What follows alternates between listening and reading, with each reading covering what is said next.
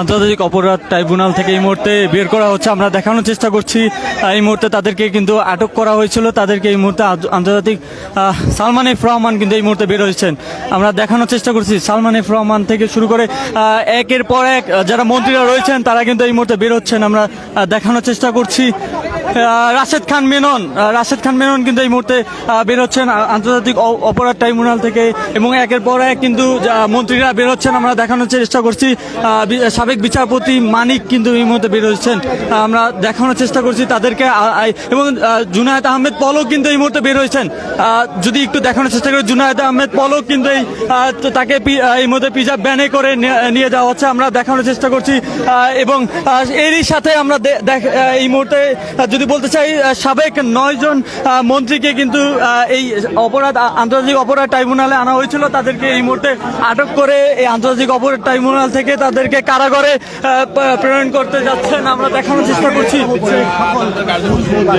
কিছুক্ষণ আগেই কিন্তু 10টার পরে এই আন্তর্জাতিক অপরাধ ট্রাইব্যুনালে তাদেরকে আনা হয়েছিল কারাগার থেকে, এবং এই মুহূর্তে তাদেরকে আবারও নিয়ে যাওয়া হচ্ছে।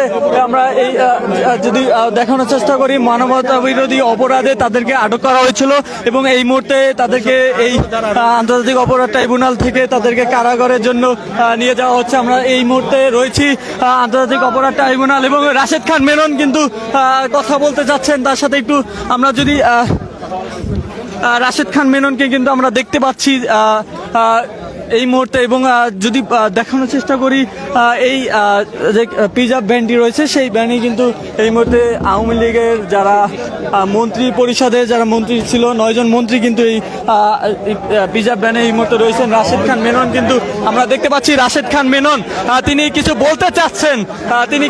বলতে চাচ্ছেন এই মুহূর্তে। কি বলতে চাচ্ছেন তিনি, রাশেদ খান মেনন?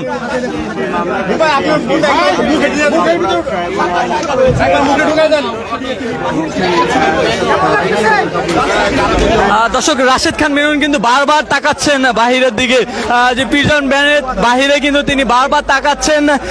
তিনি বরিশাল 2 আসনের কিন্তু এমপি ছিলেন এবং সাবেক মন্ত্রী ছিলেন। এই মুহূর্তে তাদেরকে নিয়ে যাওয়া হচ্ছে কারাগারে। আমরা দেখানোর চেষ্টা করছি কিছুক্ষণ আগেই কিন্তু 10টার পরই তাদেরকে এই যে সুপ্রিম কোর্টের যে আন্তর্জাতিক ট্রাইব্যুনাল যে সেখানে আনা হয়েছিল, এবং তাদেরকে এই মুহূর্তে নিয়ে যাওয়া হচ্ছে। আমরা একটু দেখানোর চেষ্টা করছি জুনায়েদ আহমেদ পলক সহ যারা মন্ত্রী পরিষদের 9 জন মন্ত্রী কিন্তু রয়েছেন এই পিজাব ব্যানে। আমরা এই মুহূর্তে রয়েছি আন্তর্জাতিক অপরাধ ট্রাইব্যুনালে, এবং আমরা দেখানোর চেষ্টা করছি কি তারা কিন্তু বারবার কথা বলার চেষ্টা করছেন। আমরা বারবার দেখতে পেয়েছি রাশেদ খান মেনন কিন্তু বারবার উকি দিচ্ছিলেন।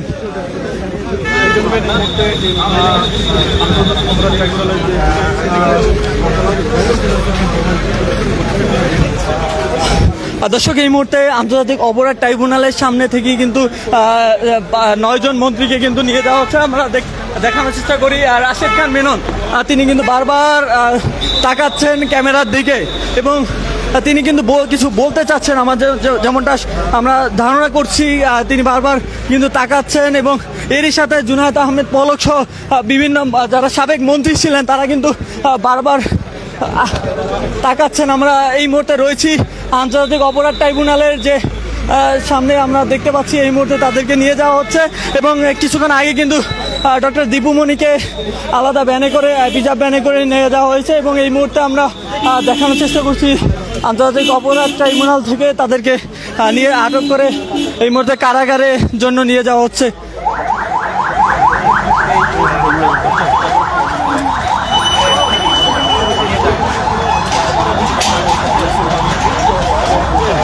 দর্শক, যদি বলতে চাই কিছুক্ষণ আগে কিন্তু তাদেরকে নিয়ে যাওয়া হয়েছে। আমরা এই মুহূর্তে দেখানোর চেষ্টা করছি, এবং আন্তর্জাতিক অপরাধ ট্রাইব্যুনালে তারা 10টার পরে কিন্তু আসছিল।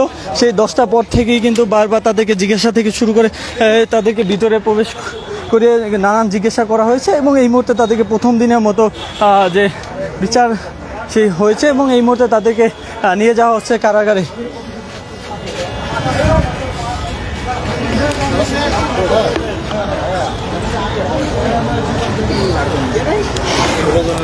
দর্শক, এই মুহূর্তে আমরা রয়েছি আন্তর্জাতিক অপরাধ ট্রাইব্যুনালের যে ফটকে, এবং এই মুহূর্তে কিছুক্ষণ আগেই দেখতে পেলাম সাবেক 9 জন মন্ত্রী সহ 2 জন উপদেষ্টা, 1 জন বিচারপতি তাদেরকে আটক করে তাদেরকে নিয়ে আসা হয়েছে এবং তাদেরকে কিন্তু এই মুহূর্তে আবারও কারাগারে জন্য পাঠিয়ে দেওয়া হয়েছে এবং তারা 5ই আগস্টের যে এবং আগস্টের যে গণ অভ্যুত্থানে আমরা দেখেছি আওয়ামী লীগের সাবেক প্রধানমন্ত্রী শেখ হাসিনা পদত্যাগ করার পরই তাদেরকে একের পর এক মানবতা বিরোধী অপরাধে কিন্তু আটক করা হয়েছে। সে মানবতা বিরোধী অপরাধে আটক করার পর থেকে কিন্তু তাদেরকে বিভিন্ন রাজধানী সহ বিভিন্ন জায়গা থেকে কিন্তু তাদেরকে আটক করা হয়েছে এবং আটক করার পরই তাদেরকে প্রথমেই কারাগারে প্রেরণ করা হয়েছে। কারাগার থেকে রিমান্ড শেষ করে তাদেরকে আজকে প্রথমবারের মতো এই আন্তর্জাতিক অপরাধ ট্রাইব্যুনালে তাদেরকে আনা হয়েছিল এবং প্রথম দিনের মতো জিজ্ঞাসাবাদ শেষ করে কিন্তু তাদেরকে আবারও কারাগারের দিকে নিয়ে যাচ্ছেন। দর্শক, এই মুহূর্তে আমরা রয়েছি আন্তর্জাতিক অপরাধ ট্রাইব্যুনালের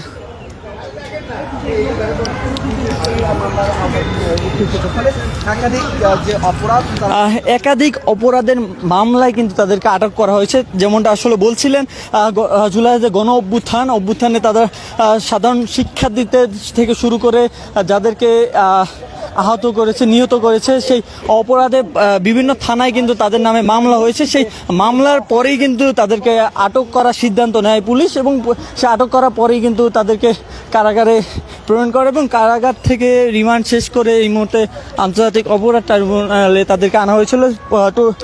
সর্বমোট 45 জনের থেকে এই মুহূর্তে 9 জন মন্ত্রী, 2 জন উপদেষ্টা, শেখ হাসিনার উপদেষ্টা ছিলেন এবং একজন বিচারপতিকে কিন্তু এই মুহূর্তে আনা হয়েছিল এই আন্তর্জাতিক অপরাধ ট্রাইব্যুনালে এবং তাদেরকে জিজ্ঞাসাবাদ করার পর প্রাথমিকভাবে প্রথম দিন জিজ্ঞাসাবাদ করা শেষে কিন্তু আমরা দেখতে পেয়েছি কিছুক্ষণ আগে কিন্তু তাদেরকে আবারও কারাগারের উদ্দেশ্যে নিয়ে যাওয়া হচ্ছে।